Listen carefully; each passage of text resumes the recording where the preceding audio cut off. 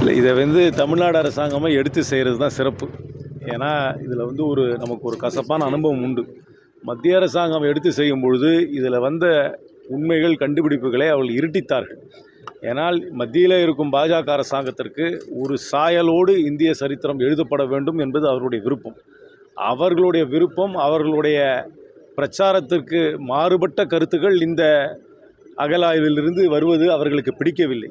ஏனால் எழுத்து அறிவு கொண்ட சமுதாயமாக இவர்கள் சொல்லும் மத வழிபாடு வருவதற்கு முன்பாகவே ஒரு சமுதாயம் இங்கே இருப்பது என்ற உண்மைகளை எல்லாம் ஒப்புக்கொள்வதற்கு அவர்கள் தயாராக இல்லை. அவர்கள் பல முயற்சிகளை எடுத்துக்கொண்டார்கள். அதனால் இதை தமிழ்நாடு அரசாங்கமே எடுத்துக்கொண்டு அதற்காக நிதியை ஒதுக்கி இந்த இந்த காரியத்தில் ஈடுபடுவது என்னை பொறுத்தவரைக்கும் சிறந்தது. அதற்காக முதலமைச்சர் அவர்களுக்கு என்னுடைய நன்றியை தெரிவித்துக் கொள்கிறேன். மத்திய அரசு அந்த 9 கட்ட அகலாய்வு 8ஆம் கட்ட அகலாய்வுலாம் ஏப்ரல்ல தான் தொடங்கி இது பண்ணுவாங்க. எலெக்ஷன்னால பிப்ரவரியிலே தொடங்கிடுவாங்க. எலெக்ஷன் வர்றதுனால சில சமயம் கொஞ்சம் தேர்தல் நடந்தது டிலே ஆயிருக்கும். அதான் அவங்க சொல்லிட்டாங்களே, இங்கே இருக்கிற ஆர்காலஜி சொல்லிட்டார், எக்ஸ்ட்ரா ஆள் போட்டு செப்டம்பருக்குள்ளே பண்ணிவிடுவோம், இல்லாட்டி திருப்பி அடுத்த ஜனவரியில் பண்ணுவோம். இதான் 2500 வருஷமா உள்ள இருக்கிறது 6 மாசத்துல காண போயிடாது. இல்ல இப்ப பருவமழை தொடங்குற உலகளாவிய அங்கீகாரம் கிடைக்கும் அப்படின்னு முதல்வர் ஸ்டாலினே சொல்லியிருக்காரு. இல்லை, பண்ணுறது அதே தான்.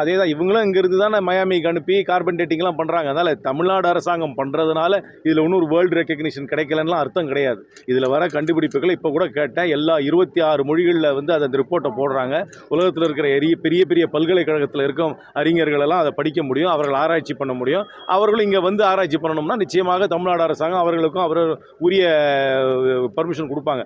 அதனால் மத்திய அரசாங்கம், குறிப்பாக இந்த பாஜக அரசாங்கத்துடைய பார்வை எப்படின்னா, அவர்கள் சொல்லும் அவர்களுக்கு இந்த மித்தையும் ஹிஸ்டரியும் கலந்துக்கிட்டு அவர்கள் சொல்லும் அரசியல் பிரச்சாரத்துக்கு உகந்த உண்மைகளுக்கு மாறி ஏதாவது வந்துச்சுன்னா அதை இருட்டிக்கிறது அவர் முயற்சி எடுத்துக்கொண்டார்கள். இதுதான் கசப்பான உண்மை. ஆனால் தமிழ்நாடு அரசாங்கம் எடுத்து செய்வது என்னை பொறுத்த வரைக்கும் சிறந்த முயற்சி. அதற்கு நிதி ஒதுக்கிய மாண்புமிகு முதலமைச்சருக்கு நன்றியை தெரிவித்துக் பிடிஎம்ஏ செயல்படுதுன்னு சொல்லியிருக்காரு. அதிமுக எல்லாருக்கும் பிடிஎம்மாக தான் போடுவாங்க. ஆடாமல் இருந்தால் இந்த வீட்டில் இருக்கிற எக்ஸ்ட்ரீமாக தான் சொல்லுவாங்க. மேட்ச் நடந்தால் அதை ஆடணும், ஆடாமே இருந்தால் இந்த மாதிரி விமர்சனங்கள் வரத்தானே செய்யும்.